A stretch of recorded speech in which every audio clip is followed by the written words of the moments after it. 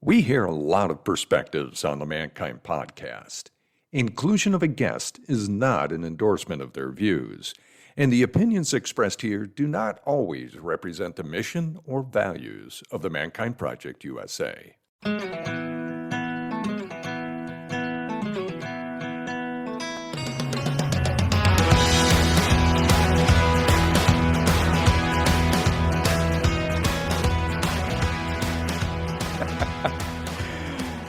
G'day and welcome to another live recording of the Mankind Podcast, the show where we break the molds of modern manhood to prove that there is indeed more than one way to be a man, infinite ways of being a man.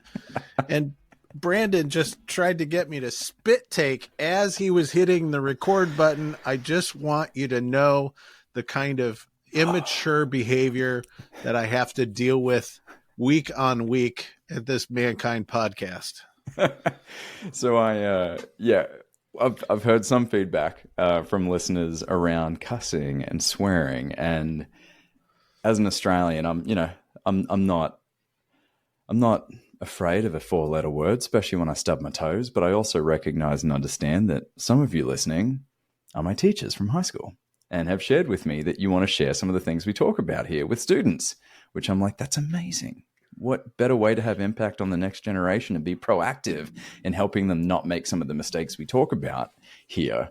And if swearing is going to be a barrier to that message getting out to more people, therein lies an opportunity. And so the way I phrase it to Boyson is, whenever I'm editing his episodes, if he swears, I'm going to continue to make the beep or the noise that covers his swearing ever more embarrassing. So currently it's a duck quack.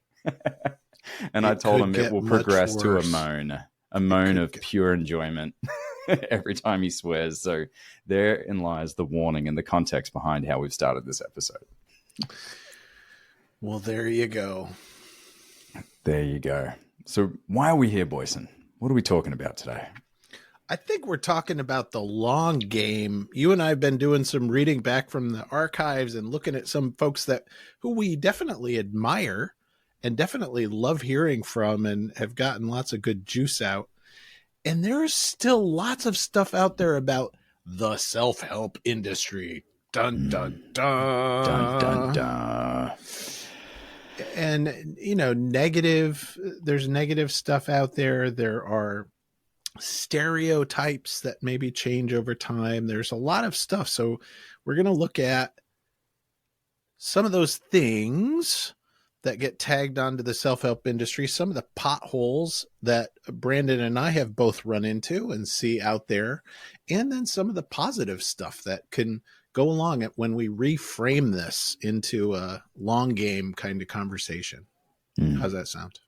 That sounds great. Yeah, there's this, the motivation for me around this one was listening to a conversation with Mark Manson, who Boyce and I are both a fan of. He wrote a book called The Subtle Art of Not Giving a Fart. Quack. There you go. Yeah, quack. Not saying he's a quack. That's a great place for a quack. The Subtle Art of Not Giving an F. Great book. A lot of great lessons there. Recommended. Big time. And in this interview, he was talking about an article he wrote in 2012, which was titled like the 5 biggest problems with self-help and the self-help industry. And so he was kind of reviewing them, things he agreed with, disagreed with, and there's some really great points here that Boyce and I want to dive into that are still very relevant today in a lot of ways, and things that we disagree with, all with the purpose of allowing you, the listener, to walk away with your own framing of how you want to approach your self-help journey. Because many charlatans, I dare say, in the self-help space are going to be saying to you, you need to, you have to, the only way to achieve X is. And I'm calling a big old quack on that one, a big old BS on those messages, yet they are rampant and they are everywhere in our marketing, in our feeds.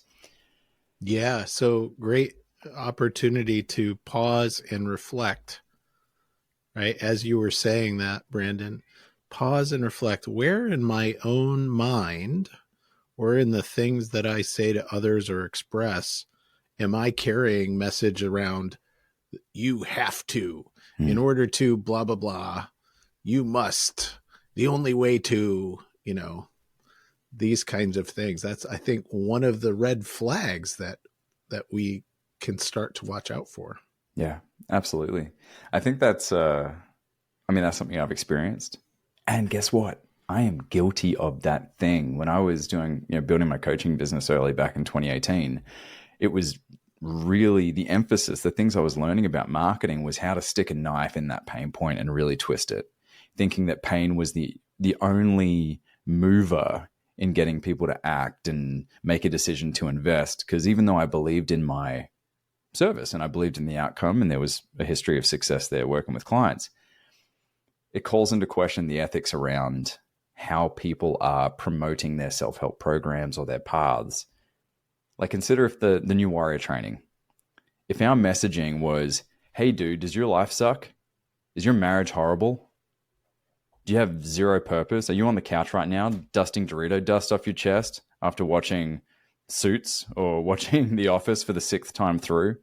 Like, that kind of messaging, although it may speak to some element of truth, it's not putting them in a positive frame to think, oh, I need to do something. It's putting them into a place of shame and inferiority. And that, I think, is one of the biggest red flags to look out for. How do the things that we do, right? Culture of comparison, culture of social media. How are we? It may be true that I'm sitting on my couch with Dorito dust, although most likely Cheeto dust, and feeling ashamed, right? And is the messaging triggering you into deeper senses of shame and compare yourself more and feel worse about yourself? Mm-hmm. Or are you starting from a place of deep breath, starting from a place of, hey, you're okay? Mm-hmm. Like, yeah. Actual growth starts with a level of, okay, I accept that this is reality right now. And now what do I want to choose to do about the reality right now, inclusive of the Cheeto dust? Inclusive of the Cheeto dust. Well, I think that really speaks to what kind of leans toward an answer on the question of, does the pursuit of self-improvement imply that something's wrong, i.e., I am wrong, there's something wrong with me? It's great. And maybe, like, and I'll keep coming back to this in over and over and over, right? I took on a whole lot of messages when I was a kid that told me I wasn't okay. Told me that I wasn't good enough, told me that I wasn't worthy, told me that, and I internalized a lot of that stuff. So I operated with a belief system where I was looking for confirmation bias in everything outside of me to tell me that I was bad and wrong and messed up and all of that stuff, right? Yeah. And of course I responded to messaging out there in the culture that was telling me that that was true. So yes, I think most of us carry that lack of worthiness, and you're worthy just as you are. And what do you want to do now? And what do you want to do now? So yeah, I'm split with this. And of course, This is our reminder to those listening. We are not giving you a guide or a framework or anything other than a discussion in which to draw out some insights where you can make your own determination. Because I can tell you right now, my life has changed in a lot of positive ways because someone said something that triggered that part of me that was so pissed off about my circumstances or my situation, right? It activated me to do something about it. It activated me. And I didn't need someone to come by and be like, stay hopeful for a hopeful future and just have an abundance mindset. It was like, no, dirtbag or whatever message. Like, do you want to keep this up? Is this working for you? And it needed to kind of trigger that dark side of me a little bit to get filthy enough, to get activated enough to do something about it. And positive outcomes followed because, it did speak to that anger or that dissatisfaction that I have. And I needed maybe a little bit of, I don't want to say masochism, but just a little bit of that burn in order to overcome the overwhelming sense of joy that came from, or pleasure that just came from sitting there and not doing anything about it. Cool. Human beings are relational also is the next piece that I wanted to bring into that, right? So it may not just be you that is indicating something in your world is ready to change. My wife and I have referred to the psychic 2x4 that I sometimes need in order to acknowledge the impacts that I am having on myself and others through my actions and behaviors, right? So the world, your relationships might also be telling you that there's impacts that you're having on those around you that may not be beneficial, may not be good. And that's worth listening to. It's not worth setting your whole self-worth over, but it's worth listening to. Yeah. Yeah. The opinions or the signals from the ones that matter. What are they saying? What are they seeing? Right. I think on that, around relationships, this is where a lot of people may find that, okay, especially talking to men out there, is if I'm in this place, if I've put myself in this place, or the world has put me in this place, only I can do something about it. Like I have to, like Clint Eastwood, just walk off in the desert and find the answers to this problem. Something we often define as rugged individualism, something very culturally embedded in the American male psyche. But this notion that it's a lonely journey, that you have to go at it alone, where we at the Mankind Project have a lot of data and a lot of both anecdotal and research-backed data to prove that peer support, going on these self-help journeys with others, can be very beneficial. Yes. And the both end of it, right? There's decades of research now in social psychology research and psychology research and community-based activism research and peer support research and all of these things that say making incremental changes in your life and being witnessed by a group has incredibly beneficial results, right? It helps. It helps to be in a group to do things like this.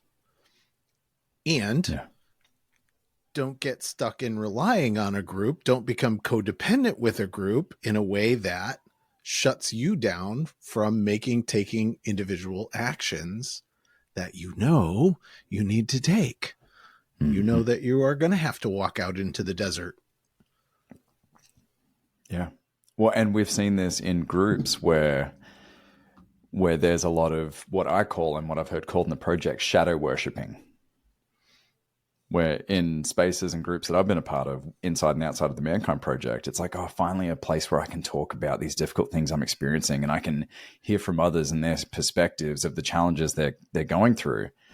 And then after a couple of weeks, it's like, most of us are checking in with the same thing and the same emotions and the same challenges and the same problems. And I'm like, there's benefit to going to the shadow. There's benefit to going to talk about the tough things, but there's also a catharsis and a comfort that comes from just licking wounds. And that environment, although I believe important, has to shift. The energy has to shift at some point towards activation and energy and doing something about it. So I think that's also a good fair warning, and something I've learned and I'm still learning in my journey is, okay, are these environments encouraging older behaviors that need to kind of shift in order for me to achieve ABC that I want? Or are they encouraging risks and action and stepping outside the comfort zone to do the things that I know I need to, but don't necessarily want to? You picking up what I'm putting down, Boyson? Oh, 100%. And I have heard some great descriptions of that. From dudes in the work who call that your recital, right? So here's another red flag. What's your recital? What's the story that you drop back into over and over and over again that feels really uncomfortable and probably gets you into a state of grief or shame or resentment or unmet need or victim mindset or, whatever number of things that you want to call that. But do you have a story that puts you back in that you keep going back to, and you keep going back to? I keep going back to, I did just that. I need to do this work. I need to, I dig really deep and take a look at this work, right? Like that. So I'm going to suggest something radical to you, that you actually may just be getting turned on by doing that thing over and over and over again. And what you need to do, what I need to do in those moments, is have a facilitator sitting there next to me who just says, okay, do you feel that? You're feeling that, right? You feel that? Where do you feel that? Okay, you got that going on? Good. Now what? Now what? Yeah, because it feels like work. It feels like work. Going back to that shadow because it's tough and the emotions suck and but it's familiar, so I feel like I can do something a little bit about it. But having a facilitator be like, okay, you've been here 6 months and we're still here without judgment. Like, we're still on this thing. So what are you going to do about it? Yeah. Yeah. And what is the belief at the core of it? What is the underlying belief that that I am unable to challenge or let go of or flip, to take a next step for myself? Yeah. So a quick aside to this one, a quick little anecdote. I love in our trainings when we bring our leaders together and our staff together, there's this element of like the leaders sharing their shadows. So before I lead you through XYZ, here are the ways that I'm going to show up and sabotage, or what's going to get in the way of me showing up the best I can as a leader. And one of my favorite individuals in this work, I've staffed with him a number of times, would say the same thing every time.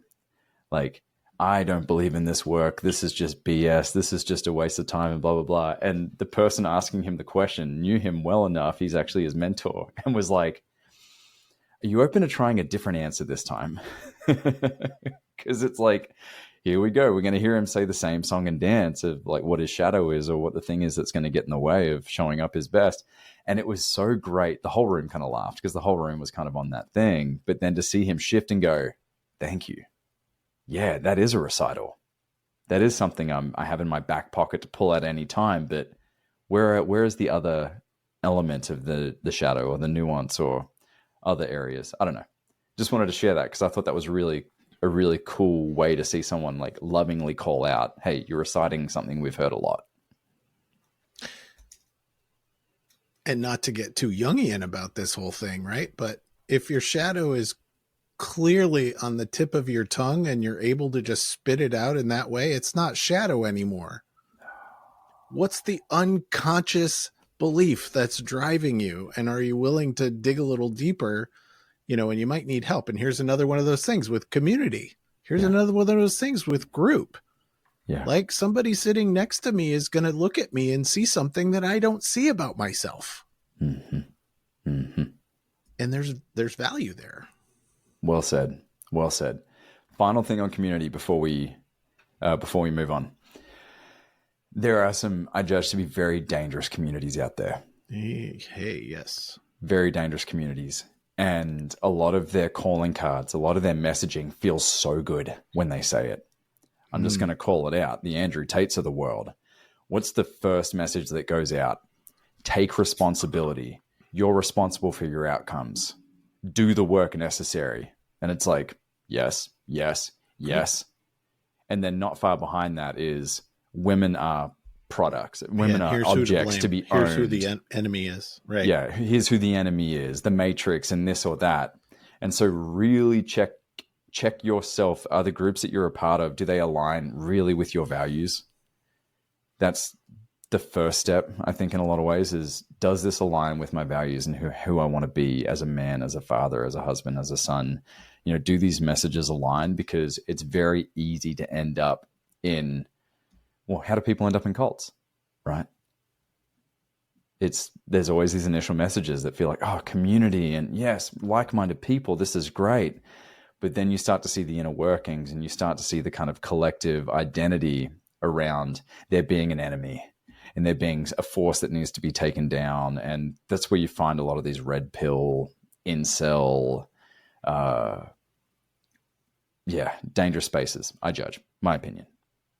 Something that needs to be taken back, something that needs to be fought against, some privilege that needs to be protected from,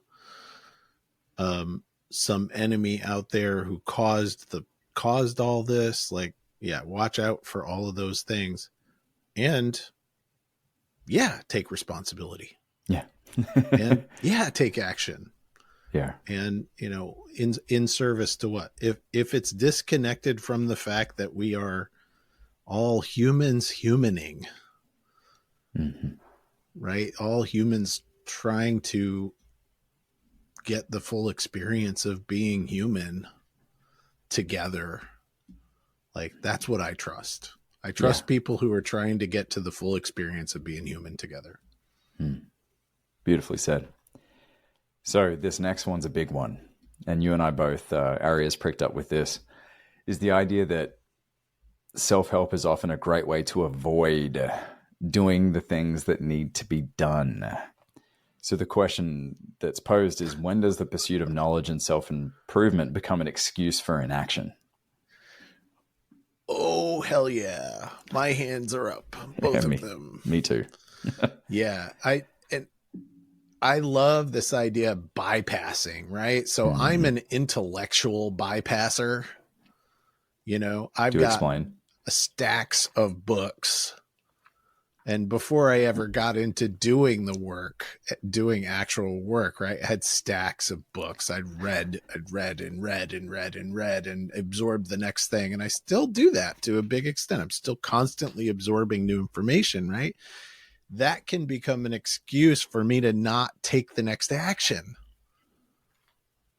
that I need to take. So that's my form of bypass. Do you have a form of bypass? Yes. And it's this belief that I have to separate from finances, that the only valuable information out there has to be bought. And until I can afford or make that purchase, this problem is not going to be solved. And so then comes the question, but what about the other tens of thousands of dollars that have been invested in coaching and sales and blah, blah, blah? And then the story comes in, oh, that's not relevant anymore. Right. Or shame kicks in. It's like, you didn't do anything about it. Oh, but if I separate from money, I'll be motivated to do something about it. And so until I do that thing, nothing's going to change. That has been my pattern for a long time. My wife called me out on it, about a year ago. And it's been a really cool exercise in implementation. Okay, so I have folders over here in my bookcase here, folders of things I've invested in. Lots of great wisdom in there. There is enough wisdom in there to achieve probably anything I want to achieve, or at least put me in a position to learn the next thing, right? Or to be in a good position to absorb the next thing. So just do, like, left foot, right foot. What are the small, seemingly insignificant habits and changes that I need to apply daily that aren't big, giant, I need to go to Tony Robbins' Date with Destiny, right? What are the small, unsexy things that are going to equate to the greater result? And happy to report, after a year since my wife called my ass out, is holy moly, it works. It really works. Get closer to the mic. Say it again.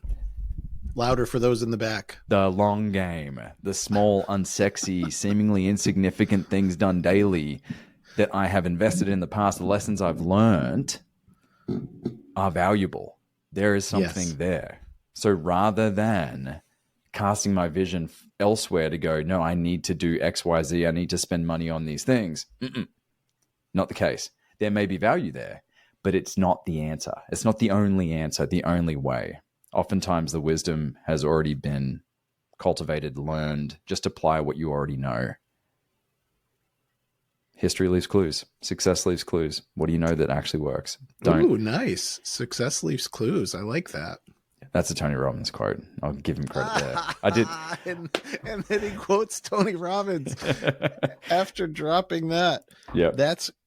I think that's really good, right? So again, red flag for self-help. If you have to buy the next thing in order to, make your next move, then maybe that's a little, maybe that ain't it right now. Yeah. Right. And the simple stuff, right? So the three physicals: sleep, eating, movement. How you doing? If you checked in with a community and had somebody to hold you accountable to those things on a daily basis, how much would your life improve? And then for interactions with others, it's the three gates, right? Is it true? Is it necessary? Is it kind? Like 3 and 3. There you go. Go do it. You don't ever have to spend another dollar on self-help. But I'm still going to buy another book today, probably. Well, I mean, if it brings you joy, right? If it brings you joy. And does it bring me joy doing weekend retreats? Like, of course it does. Yes. But understanding that the true service to my outcomes and the goals that I want is action at the end of the day. And I'm sure a million people out there are trying to qualify however that needs to be framed for it to finally sink in for them. Let me use that in an I statement.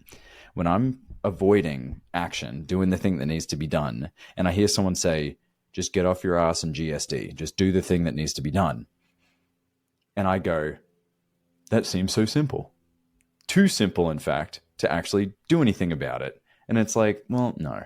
Why do we keep coming back to that? Why do so many people keep doing the same thing? Why do some of the most successful people in all these different realms, not just financial, not just business, not just what society tells us success means, why do all those individuals have a natural orientation towards output? To the point where they don't even have to think about it. Serving something, right? Serving purpose, serving, and not just self-serving usually, right? It's impact. What impact? Yeah. How big of an impact can I have?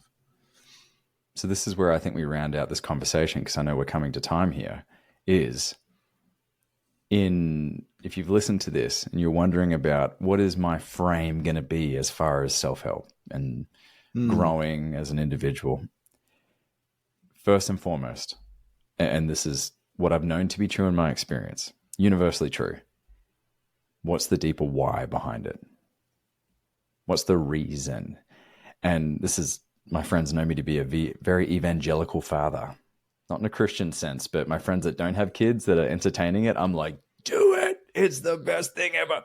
Because, and this is just my experience, it's never been easier to get off the couch, to do the thing that needs to be done, because of the impact, because of the knock-on effect, the downstream of these actions. The why is so clear. It's so clear. And knowing that those actions result in something that my wife and I have both spent hours just combing through and creating a vision together. The yeses are far more clear. The nos are far more clear. Right? What previously used to be, I need to invest in that course, is I could invest in that course, but that's like $1,000. And that $1,000 can go towards my daughter's 529 plan. You know what? I'd rather do the 529 plan. Like, it's been really, it's like the scarcity knob's been turned down, the abundance knob's been turned up, and the clarity that has come from that has just been amazing. So my recommendation is for anyone who hasn't listened to our episode on just a couple episodes back, how to make 2025 your best year yet. We talk a lot about vision and understanding like where your values are and what it is you're trying to create, or at least co-create if you're moving forward through life with a dependent or someone you're committed to romantically. So, yeah, nice. And I'm also not gonna not promote going and doing things that are gonna pop the top of your head off. Like, Yeah. absolutely do those things. Absolutely take those risks. Absolutely make those choices, because new levels, right? State change, level up.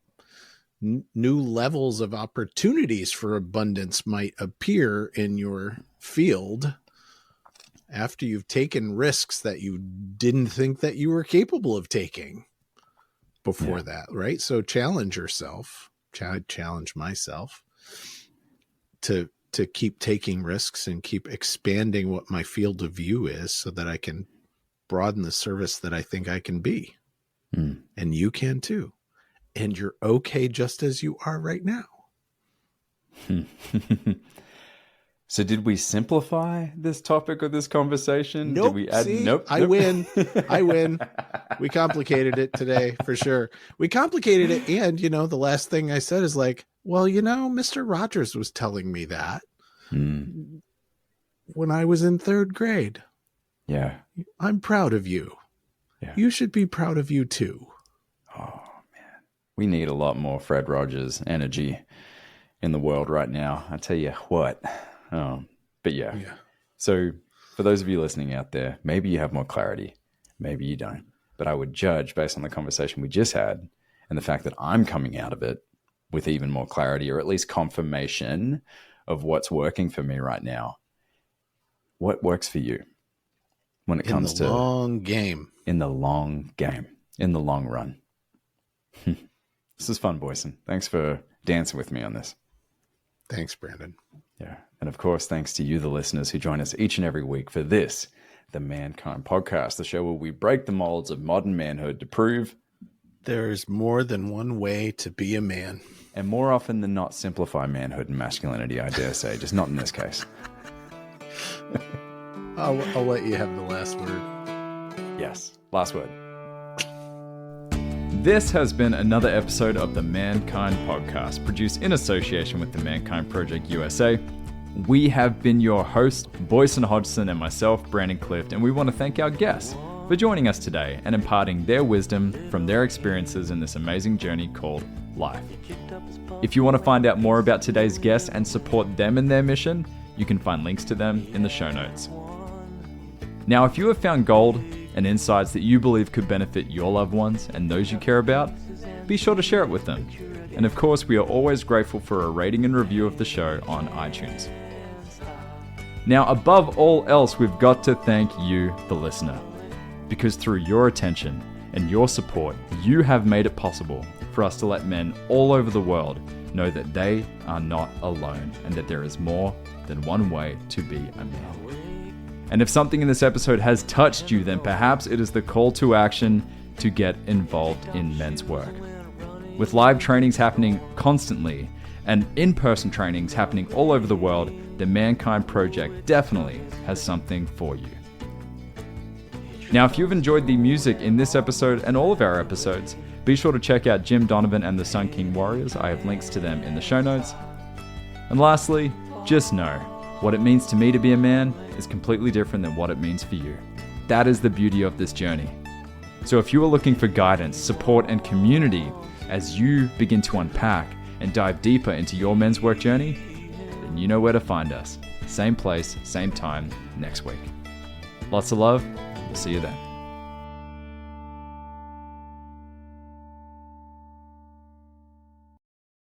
Hey, it's Boyson here with the Mankind Podcast. We are closing in on 100 5-star reviews of this podcast, and we have a goal. Brandon and I want to get to 250 5-star reviews. So help us out, will you? Please go to the Mankind Podcast on Apple Podcasts or Spotify and leave us a review. Thank you.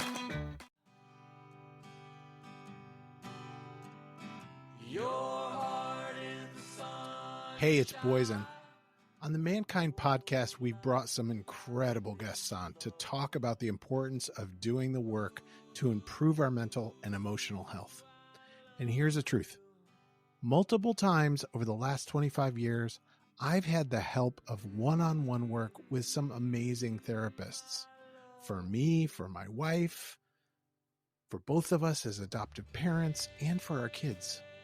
The Mankind Project and Men's Group, though awesome, are not a substitute for professional mental health support. And so I'm thrilled that the Mankind Podcast now has BetterHelp as a sponsor for the show. BetterHelp works online. It asks you what you're working on and then matches you for live one-on-one sessions with a licensed therapist, someone trained to work with you, listen, and offer helpful insights. I'm using BetterHelp. It's super easy, and I like what I'm getting. If getting one-on-one support in the comfort of your own space feels like a good direction for you, I invite you to check it out. Go to the link in the show notes or betterhelp.com/mankind. And if you sign up, you'll get 10% off your first month of therapy.